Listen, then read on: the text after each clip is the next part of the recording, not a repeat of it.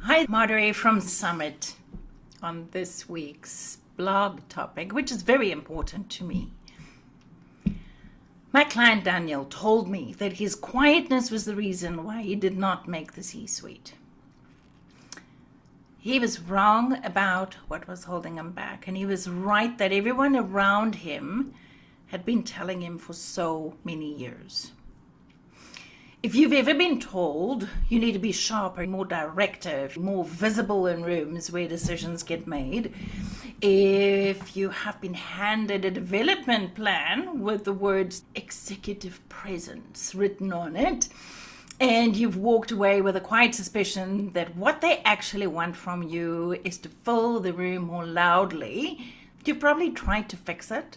You tightened your communication, you started landing harder feedback, you've practiced being more assertive, more loud, more in other people's faces. And somewhere underneath all of it, you wondered if the way you've been leading, the slowing down, the actual listening, the holding space for your team, holding space for what people are actually saying before you responded, was a habit you should quietly retire as you move up. And I want to tell you what happens to leaders who follow that advice, and what happens to the rare ones who stop and look at the data first. So here's the cost. Most senior leadership programs frame empathy and accountability as a trade-off. If you have a finite budget of leadership presence and every minute you listen is a minute you are not driving results, as if the leader who can hold a room with directive force is structurally different from the leader who builds the conditions for their team to bring forward what they actually know. And here's where that framing costs you. It costs you information. The leaders who fill the rooms with certainty are not. By the time that information reaches the leader, it is not information anymore, but now it's a crisis. It costs accountability, real accountability, not the performance of it, not the optics of it. Because you cannot hold somebody accountable for the thing that they are too afraid to tell you. And it costs you, the leader, a lot. The one who's listening was building operational infrastructure your organization could not see, while your development plan was telling you to dismantle it in the name of executive presence. I want to tell you about this client who was sitting in exactly that trap. And what we found when we stopped working on his style and started looking at his data. Let's call him Daniel. Daniel runs operations for a manufacturing company. He came to me 8 months ago convinced that the reason why he's not made the C-suite yet is because he's too quiet. The rooms, they were those loud, bombastic people who love to hear themselves speaking. You find them in every boardroom. Daniel did not. His feedback consistently told him that he needed more executive presence, more decisiveness, sharper communication, and we spent the first part of our work on things he wanted to work on. Sharpening his message, tightening his decision making. And he was good at all of it. He just didn't feel any different. So in one of our sessions 3 weeks ago, I asked a different question. I asked him what his team actually did in the rooms that he led, compared to the rooms where the louder peers were. Not what people said about his style, but actually what did his team do? And he came back the next session with a long list. People escalated risks to him much earlier, by weeks, sometimes months.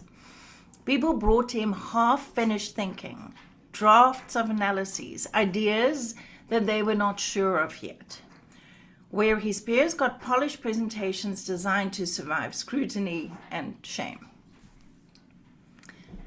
The senior engineer who had lost faith in management after a near-miss safety incident the previous year had come to Daniel first when the next anomaly showed up. Not to the louder leaders, but to Daniel. And Daniel sat with this list for a very long time, and then he said, I think I've been apologizing for the thing that is actually working. His team was the only one in the division not currently in a recovery cycle. Maybe that was not an accident. Empathetic listening is not a soft skill. It never was. It is the foundation of an operating system, a leadership operating system underneath the visible decisions. It determines how much of what your team actually knows reaches you in time to be useful. And in a world where your team holds more information than you do about the equipment, the customers, the regulatory landscape, the AI that is already reshaping the work, that operating system is the thing your performance now depends on. The research has been very clear on this for a long time. The Center for Leadership, Creative Leadership found that managers rated as empathetic by their direct reports were also rated as higher performing by their bosses. A systemic management review in the management review synthesized 42 studies that concluded that empathetic leadership shows up in performance outcomes, not just organizational well-being. Active empathetic listening determines whether your team fights for an outcome or merely complies. Translate that out of academic language. The leaders who listen well make better decisions, get information earlier, lose fewer people, and execute more cleanly than the leaders who perform certainty. It's not soft. That is the job of leadership. And I'm going to say it again because it's hell of important. Leaders who listen well make better decisions, get information earlier, and lose fewer people. Execute more cleanly than the leaders who perform certainty, than those loud leaders. So empathy is not soft. Empathetic listening is the job of leadership. And here's the part that you really have to hear. Framing that empathy and accountability are opposites. The framing your senior leadership problem is not just wrong. It is the reason so many senior leaders keep getting blindsided by problems their teams already knew about. You cannot hold somebody accountable for the thing they were too afraid to tell you. The rooms where it's safe to bring early truths are not built by the leaders who fill them with fast decisions. They are built by leaders who listen. That listening is how real accountability gets installed in teams across all industries. So here is the work I gave Daniel, and I'm going to give it to you too. This week, pick the next high-stakes conversation on your calendar, and before you go in, identify the one question you are most likely to skip, whose answer might slow the meeting down, whose answer might complicate the path you were already planning to take. The question you are tempted to skip, because asking it would mean sitting with information you do not yet know what to do with. Ask those questions first. Then listen all the way to the end of the answer before you decide what to do. And if you're really good, ask a few clarifying questions in between. Don't interrupt. Wait. Clarify. Don't jump to action. Control your advice monster. And listen until the person is really done speaking. And then ask one or two more clarifying questions. I know you're going to be uncomfortable and good. And the conversation will take longer, and the decision you make at the end will probably be more meaningful. it will probably be a better one than the decision you would have made if you half listened to the question and just jumped into answer. Anticipate the resistance. You will want to jump in. You will feel like you're wasting your time.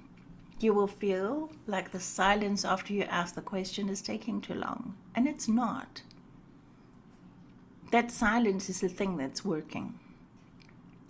So Daniel concluded that he didn't need to become louder. He didn't have to be one of those loud, bombastic presences. He needed to stop apologizing for his operational advantage.